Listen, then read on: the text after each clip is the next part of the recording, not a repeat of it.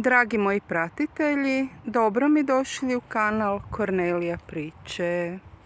Šetajući po jednom zagorskom brijegu, naišla sam ja na šljivu bistricu, koja me je vratila u moje djetinjstvo. U ono doba posjedovali smo mi 32 šljive bistrice,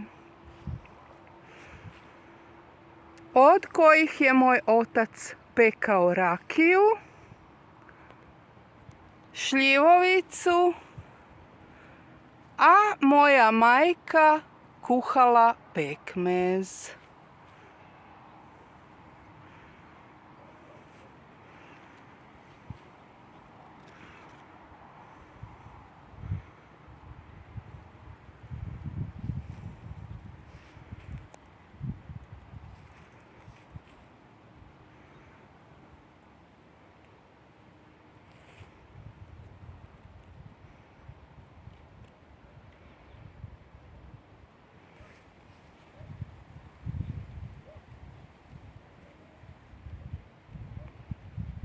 Do sljedećeg susreta.